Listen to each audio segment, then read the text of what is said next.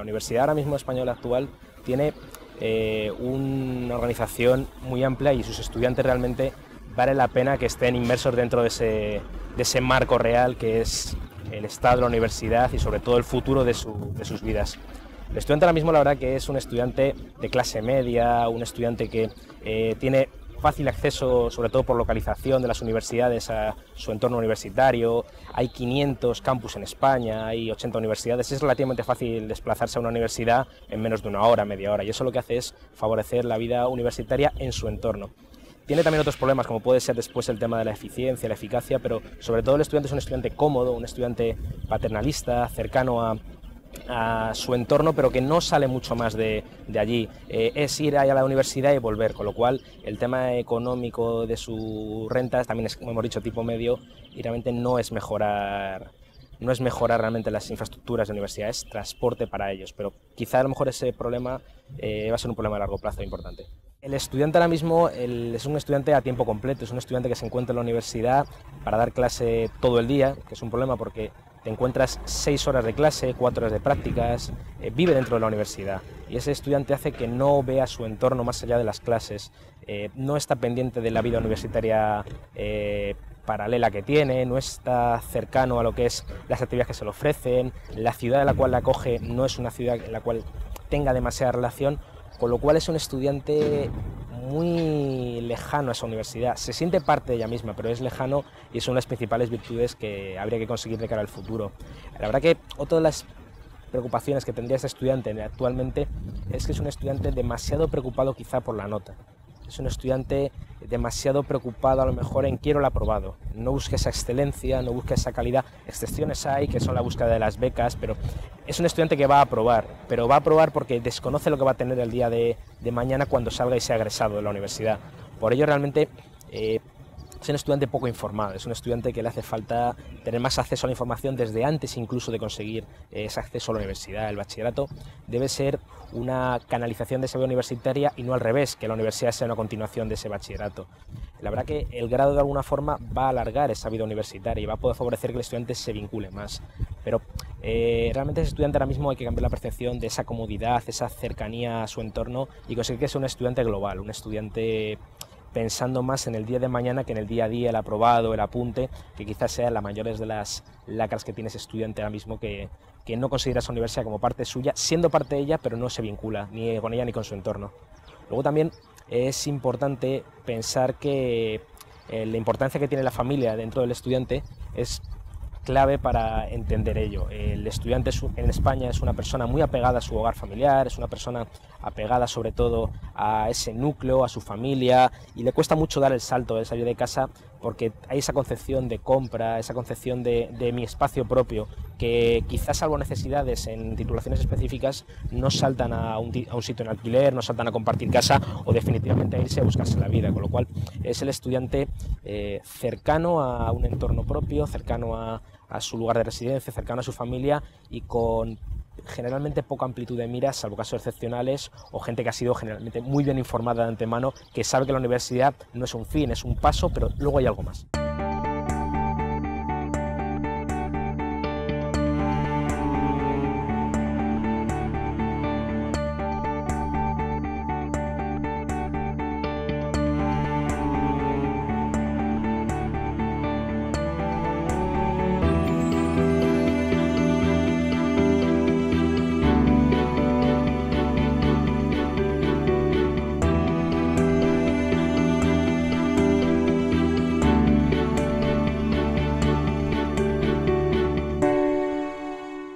La participación estudiantil en España y la representación es la forma más importante de canalización de los intereses del colectivo estudiantil.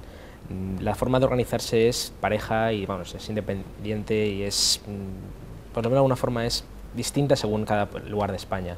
Tenemos modelos asamblearios en muchos lugares, modelos de representación, modelos mixtos, modelos basados en el interés político, modelos basados en el interés solamente cultural, con lo cual no hay un modelo parejo. Pero principalmente sí es importante señalar que el modelo de representación es el más utilizado. ¿Por qué? Porque la legitimidad que ofrece la votación en clase y lo que es la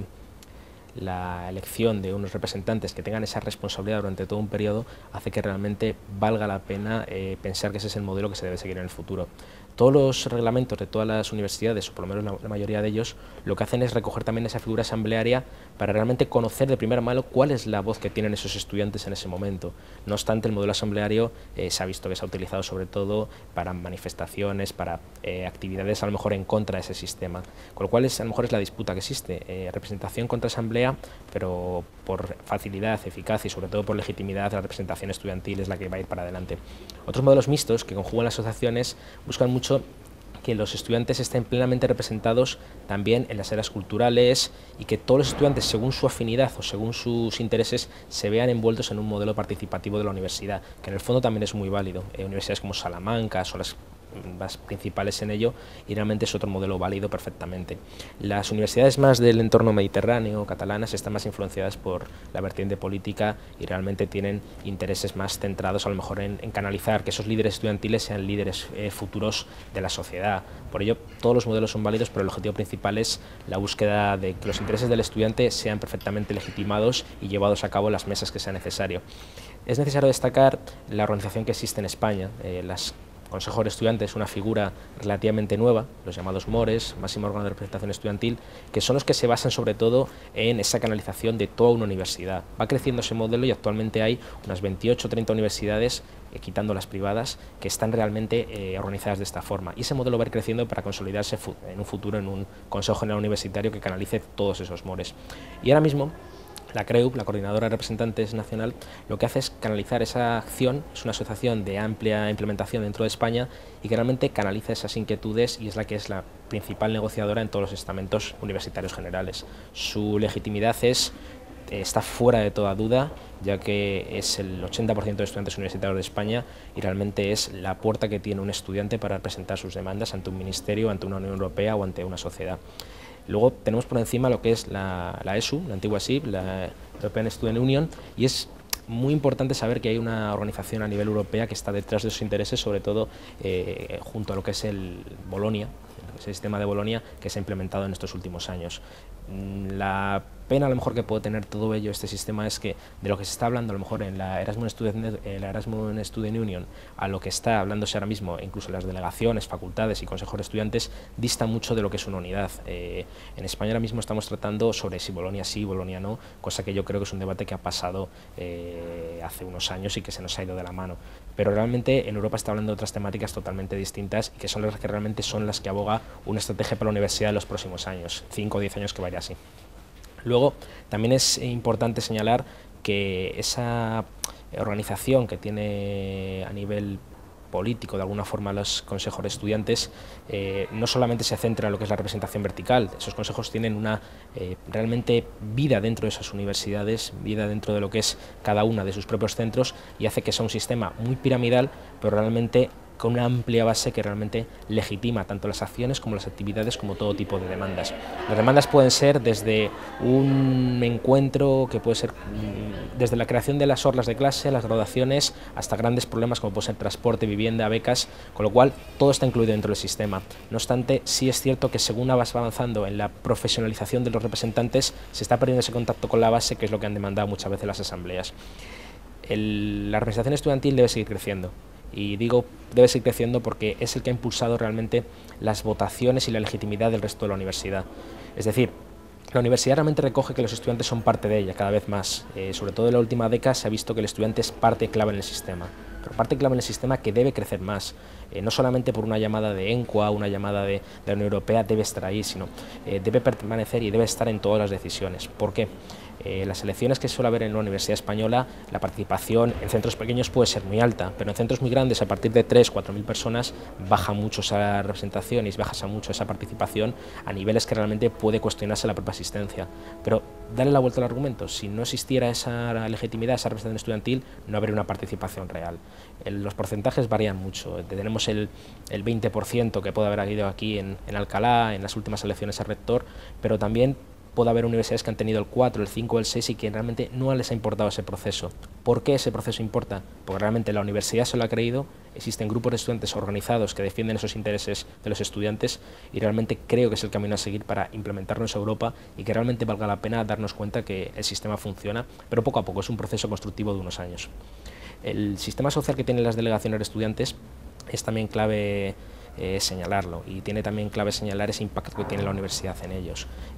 Nosotros pensamos que tenemos que ser responsables de los actos que estamos haciendo. Una decisión nuestra que tomamos a lo mejor en una clase redunda en nuestra clase y no sale de ahí. En un consejo de estudiantes redunda en toda una universidad que puede tener entre 20, 80.000, 100.000 estudiantes en las más elevadas. Pero ¿por qué no pensar que una decisión que tenemos tanto en una CREU o en una reunión, una sesión ministerial, puede provocar decisiones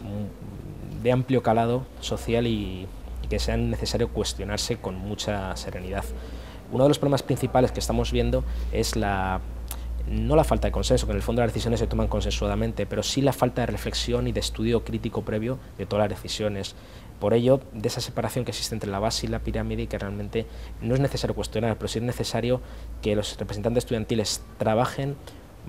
sobre todo para conocer cuáles son esas demandas reales del estudiantado. No hacer solamente que van allí, sino provocar que hayan voces discordantes y voces de base para conocer cuáles son los intereses reales. Solamente sin eso será imposible hacerlo. Las asambleas en este caso no, porque a veces ver a una persona, otra no. Esa legitimidad, unido al escuchar las voces reales, son lo que va a dar que socialmente el sistema esté buenamente representado.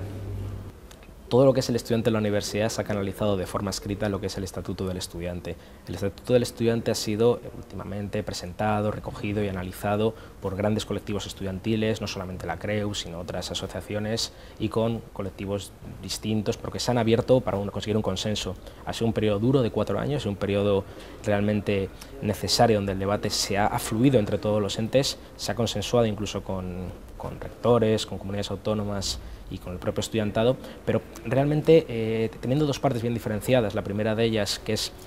los valores, derechos, deberes que tiene el estudiante dentro de la universidad; la segunda siendo lo que es la organización del Consejo General de Estudiantes, que como máximo órgano futuro de representación estudiantil, sí tiene dos puntos de vista que hay que añadir, que es que tras ese debate de 4 años se ha conseguido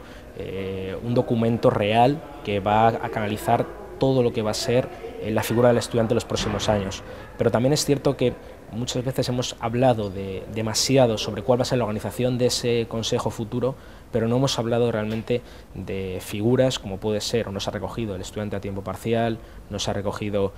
nuevas formas y nuevos derechos que se pueden adquirir en el futuro, y se ha hablado mucho más del quién es quién que de lo que va a haber en el futuro. Eso es una de mis mayores preocupaciones, y yo creo y soy optimista que en el futuro conseguiremos que ese estatuto se implemente en la universidad. Tendré recelos porque ese estatuto en el fondo lo que es una imposición dentro de la universidad sobre qué es el estudiante, y al principio seguramente habrá problemas con profesorado y habrá problemas con los estamentos que lo vean con el recelo anterior de decir que el estudiante no debe estar ahí, pero en el fondo es un proceso irreversible la representación estudiantil, es un proceso amplio, es un proceso que va a crecer según pase el tiempo por la propia dinámica. El estudiante debe estar allí porque recibe esa calidad docente, recibe muchas cosas, y sobre todo lo que recibe es una presencia universitaria que debe estar ahí vinculándose. Yo no entiendo una universidad sin el estudiante, y la universidad no debe entenderla sin nosotros, con lo cual son dos palabras paralelas y que deben estar continuamente una a la otra. El Consejo de Estudiantes Universitario va a ser una figura que va a ser necesario implantar en el próximo año o 2 años, según se ha prometido, pero que realmente tendrá dificultades debido a la unión que puede tener cuáles son los representantes de unas universidades las cuales todavía no tienen un máximo de representación estudiantil, que se vincula con asociaciones que a lo mejor puede tener una serie de intereses distintos, y otras las instituciones, órganos ministeriales y personas de confianza. Puede haber problemas, pero en el fondo lo que se plantea es que esa universidad quede reflejada dentro de lo que es ese consejo, y a lo mejor los pequeños problemas que existen al principio de organizar colectivos dispares pueden llegar después a unirse en una buena figura que pueda debatirse. Problemas que puede llegar a politizarse, puede llegar a tener otros intereses más que el estudiantado, y a lo mejor que esa figura del Consejo de Estudiantes no es la misma que está en Europa, que en Europa dejan libertad al estudiante para debatir, mientras en España se pone la figura ministerial, cosa que de alguna forma a los compañeros europeos les llamará la atención soberanamente, porque no es lo que prima sobre todo en el entorno europeo. El estudiante, la verdad, que siente su universidad como algo que va a estar dentro de sí durante toda su vida, pero no tanto como lo que va a estar haciendo, sino que es un título que va a colgar en la pared con un logotipo de la universidad. Podría participar más en la universidad, pero eso viene dado por la propia organización que tiene. El estudiante, como he comentado antes, tiene su campus o su universidad al lado de casa, va a esa academia llamada universidad, a veces no va, provocando ese absentismo y esa crítica que tiene el sistema, pero no se vincula salvo que tenga un especial interés, sobre todo en actividades lúdicas, no tanto en actividades culturales, y la solidaridad como tal es otro tema que poco a poco va implementando, pero no tanto a lo mejor por convencimiento, sino por esa presión social de que tiene la gente de hacer algo más. La participación es variable, pero poco a poco notamos síntomas que realmente los estudiantes se vinculan más con esa universidad que quieren porque realmente desean participar y sobre todo desean ampliar ese conocimiento. Echamos en falta muchas veces que haya seminarios complementarios, que haya vida paralela y a lo mejor debería hacerse franjas horarias y espacios para que realmente el estudiante pueda fomentar y conocerse a sí mismo y ver cuáles son las necesidades que tiene la universidad. Sin esas franjas horarias o espacios libres no llegaríamos a nada. Hay demasiadas a lo mejor clases por el plan de estudios que vamos dejando atrás y todavía eso se está heredando y permite que el estudiante no se desarrolle íntegramente. Si no salvamos esa pequeña traba no conseguimos un futuro de participación real y sobre todo comprometida. Tampoco es cierto que no ha habido grandes manifestaciones, salvo a lo mejor recientemente la que ha habido con la ley Ómnibus, con la que ha habido hace 2 años con el tema de Bolonia, pero no ha habido grandes movimientos porque no ha habido ese calado social de creer que esos problemas los tiene encima. El estudiante no se cree esos problemas que le ponen en televisión porque él sigue viendo su clase, su profesor, su entorno y no ve esos grandes cambios, con lo cual no ha habido movilizaciones en masa como pudo haber hace unas décadas, hace unos años, porque no ha habido esa necesidad social. ¿La habrá? Sinceramente creo que no, porque la situación económica vinculada hace unos años no es la misma que la existente y los problemas que en el fondo a la gente le interesa ese título después, percepción que hay que cambiar y que yo creo que es negativa de cara a la visión que tiene la sociedad del estudiantado sobre alguna persona que ocupa un asiento. Va a cambiar poco a poco.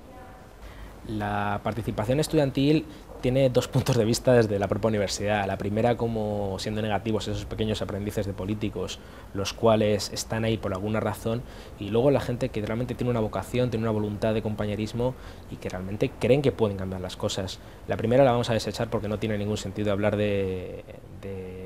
segundas intenciones cuando es gente que está dedicando su tiempo. Hay cientos y miles de personas que están detrás ahí sustentando una participación estudiantil que sin ella se caería todo el sistema.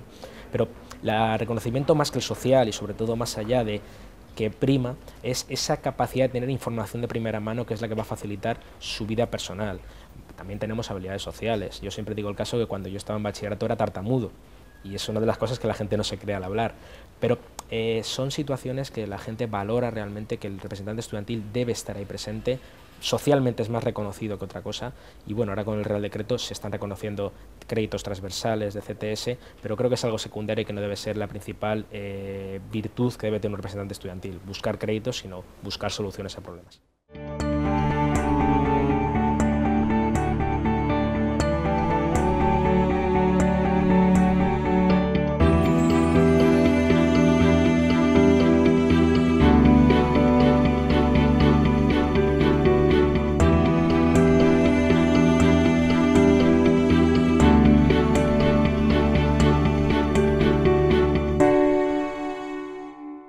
La metodología de dar clase en España está muy basada en lo que es un profesor, una tarima y sobre todo muy académico basándonos en los libros. Luego tenemos una serie de prácticas obligatorias, las cuales suelen ser como complemento de lo que se da teóricamente, pero no fuerzan a que el estudiante tenga mayor vinculación con su forma de recibir clase. Esto es una forma que ya se está extinguiendo, pero que mediante Bolonia se espera de alguna forma que la cosa evolucione a un desarrollo individual del estudiante y que poco a poco conozca cada una de sus posibles y sobre todo beneficiosas formas de recibir esa educación. Realmente el sistema actual tiene tasas hasta el 30% de fracaso. Ese fracaso es una lacra realmente para lo que es el proceso educativo, porque de alguna forma, aparte de los recursos ineficientes, que seguramente esas tasas de tasa que se expresan para otra serie de evolución, como puede ser cálculo de lo que se tiene que pagar y demás, puede resultar excusa porque no es la razón real, pero sí es cierto que el fracaso existe porque hay muy poca motivación de ir a clase. La motivación de ir a clase es muy baja y realmente lo que se pretende ahora mismo es aprobar. Se pretende hacer pasar la asignatura, pero sin mayor voluntad de conseguir alta calidad y sobre todo evolucionar y conseguir mayor resultado. Realmente la comparación con Europa es brutal. Europa como tal tiene unas tasas de permanencia, tiene unas permanencias mucho más estrictas que podemos tener en España y eso de alguna forma hace que los indicadores que tengamos sean claramente negativos. ¿Cuál es la evolución de esto? Seguramente sea el hecho que el estudiante vea motivación por la universidad, cosa que hasta ahora no se está teniendo. Esa motivación realmente viene de que pueda descubrir ese aprendizaje futuro y pueda tener un valor añadido a esa educación que hasta ahora no lo tiene. Realmente el hecho de tener éxito puede resultar pues simplemente una mayor dedicación por todas las partes, que el estudiante se crea en un futuro que debe estar en clase, no tantas horas como ahora, pero sí realmente las necesarias para conseguir una formación futura de calidad y él pueda descubrir ese conocimiento posterior, y también el profesor que dedique ese exceso de tiempo, lo dedique a perfeccionar los materiales, a ofrecer salidas reales al estudiante para canalizar esa información que él desea y sobre todo para poner al estudiante y al profesor a un mismo nivel, que lo que permita realmente es que un proceso educativo sea similar, parejo y homogéneo. Ambos tienen que ir de la mano y no se puede entender si no. En España el problema que estamos teniendo ha sido con la adecuación al tema de Bolonia. La adecuación al tema de Bolonia se puede criticar en que los estudiantes, aunque se ha puesto teóricamente que deben participar, no han participado en los lugares en los cuales deben estar precisamente representados o precisamente dar la voz. Es decir, no han participado en las juntas de escuela, no han participado en los procesos de Consejo de Gobierno generalmente, porque ese debate se ha tomado muy a posteriori y ha sido tomado por las asambleas muchas veces y de forma errónea en las formas. El estudiante no ha tenido cómo organizar ese plan de estudios y esas voces debido a esa minoría se ha dejado, de alguna forma, sin tener una relación directa con lo que realmente quiere el estudiante. Esas voces se han escuchado en los mínimos casos, en universidades concretas, pero en líneas generales se ha hecho un proceso en las juntas de escuelas sin contar con el estudiante. Luego, también es necesario destacar que ese movimiento que ha habido en contra se ha tomado muchas veces por ese desconocimiento de lo que es Bolonia. Es decir, Bolonia como tal, se han dicho públicamente muchas mentiras, se han dicho muchas distorsiones de la realidad, se ha hablado de la mercantilización, se ha hablado de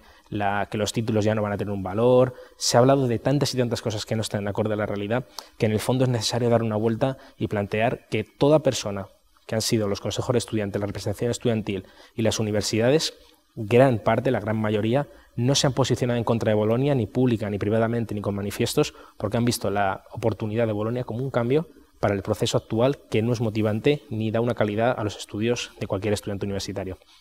Realmente, ¿por qué no ha habido ese posicionamiento en contra? Porque es que no ha existido argumentos en contra para decir que la Universidad Española tenga que cambiar a otro lugar, a otro sistema que sea el europeo, el cual está involucrándose poco a poco en el sistema económico y laboral. Pero realmente el sistema de Bolonia no es la panacea.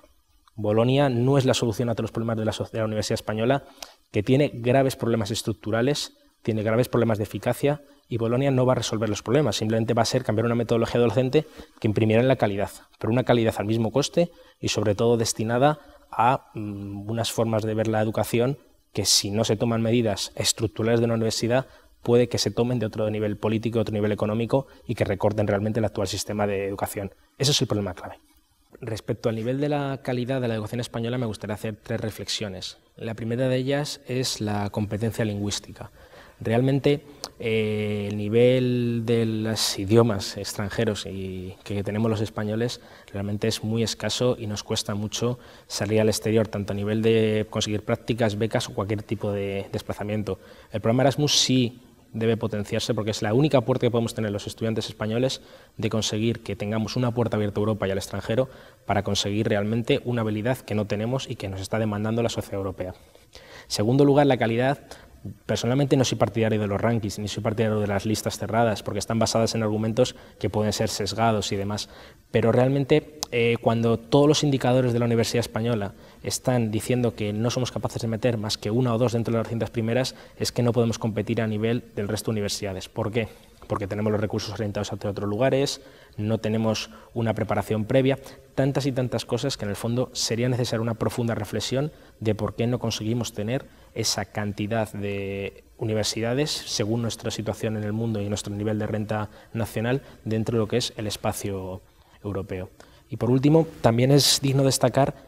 la inversión que realiza el Estado dentro de lo que es la educación superior. Que la media que se está dando en España está entre en torno del 1 o del 1,5% sobre el Producto Interior Bruto dentro de lo que es la educación, mientras en otros países del entorno de la OCDE, de la UE 25 o 27, el porcentaje es más elevado, casi llegando al 3%, y esa calidad va a repercutir esos ingresos repercuten en toda la calidad que tenga el profesorado, los medios, el estudiantado y sobre todo recursos disponibles para que puedan invertirse directamente dentro de la universidad. Pero ojo, tiene que estar añadido con reformas estructurales que sea que la universidad sea más eficaz y tenga más calidad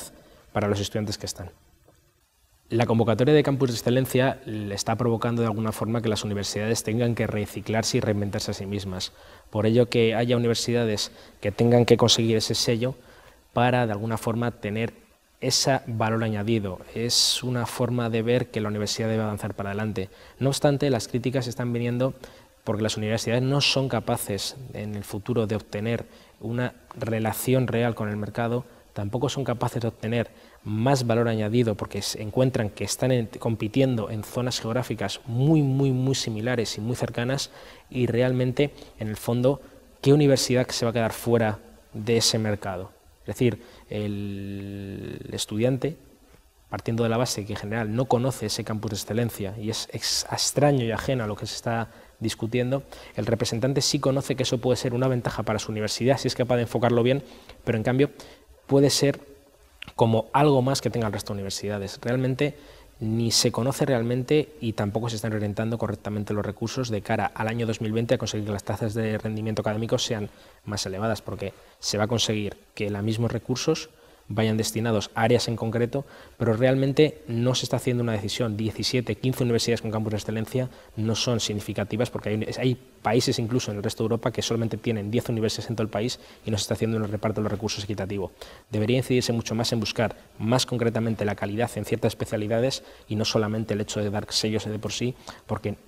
es un valor que en el fondo dentro de un par de años va a tenerlas todas las universidades y no es ese valor añadido que busca, yo creo, la Estrategia 2020.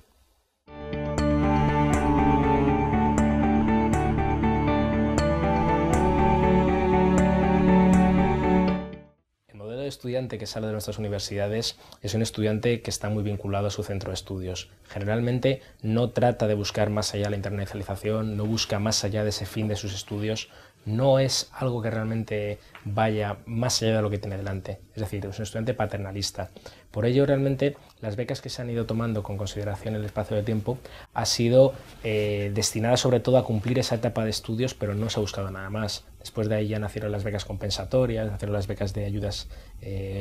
para pequeñas desviaciones de los niveles de renta que existieran, y ahora, por ejemplo, ya se está involucrando lo que es los préstamos, sobre todo destinado a posgrado, porque no hay todavía implicación en el grado. Realmente el sistema que se está derivando es un modelo totalmente distinto del modelo escandinavo, y ese modelo escandinavo, a lo mejor que es el paradigma por tener altos niveles de PIB destinados en educación, pues puede ser esa mezcla del modelo español entre ese modelo escandinavo y el modelo anglosajón, que es el que realmente no sabemos dónde vamos. El sistema ahora mismo que se está ofreciendo de tasas, que es el gran problema que podemos ver en el futuro, la propuesta realizada por el año 2013, para mí es un grave error el hecho de no hacer pequeños escalones que hagan que el estudiantado se pueda adecuar a eso, porque según parece y según se ha ofrecido, es un modelo como que no tenemos capacidad de discusión,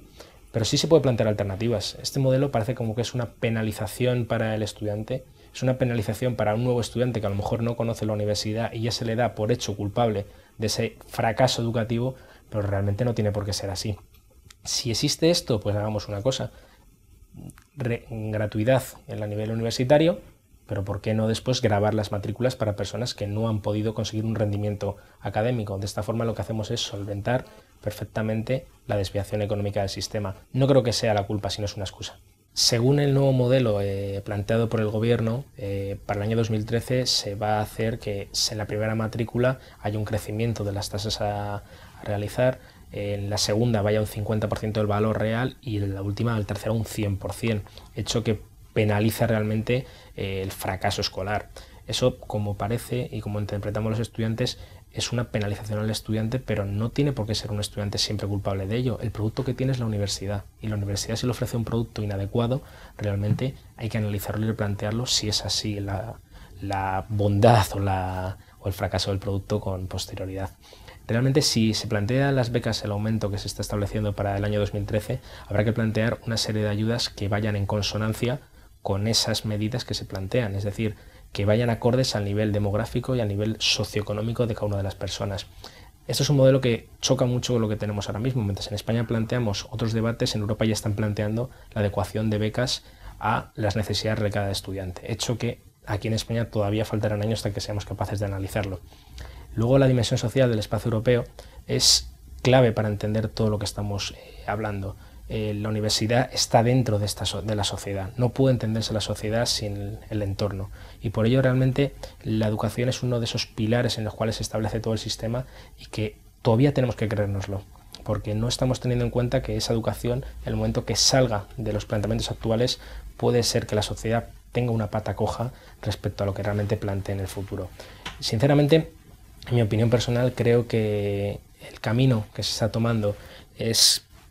peligroso, debido a que no todo estudiante es culpable de su rendimiento académico. Hay 20.000 causas, como se ve en el día a día en las facultades, que realmente indican que puede ser desde temas personales, familiares, de calidad docente, de infraestructura universitaria, de desplazamiento, que no tiene nada que ver con un planteamiento único desde el sistema que plantea que estas son las tasas que se plantean, estas son las becas, si puedes, perfecto, y si no, no. El modelo actual es correcto porque se da favorecimiento a las clases medias que tengan acceso a esa educación superior, pero puede ser que con esto no consigamos de cara al futuro que todos los estudiantes lleguen a la educación, porque no podrán pagarse eso por diferentes causas parejas que no tienen nada que ver con su formación. Debemos fomentar calidad, pero no solamente desde el punto de vista económico, desde el punto de vista social.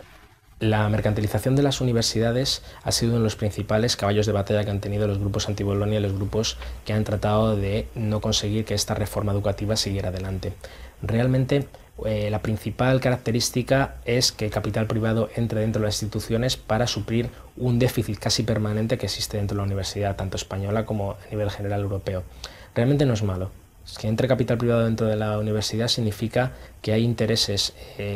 privados, que el ciudadano es capaz de elegir dónde quiere ir destinado ese capital dentro de la sociedad. Debe ser capaz de unir el sistema económico, el sistema social y el sistema universitario para conseguir que los profesionales del mañana, que en el fondo lo que quiere todo el mundo es tener un valor de su título dentro de una sociedad, sea realmente reconocido y orientado. Por ello, si nos damos cuenta, en la OCDE, en lo que es el sistema europeo y en el fondo en los países desarrollados,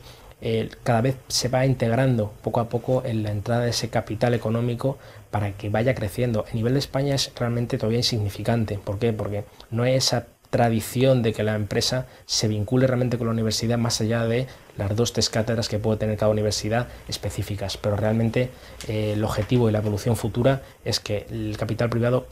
vaya poco a poco creciendo en la universidad, y realmente sería bueno para nuestros estudiantes.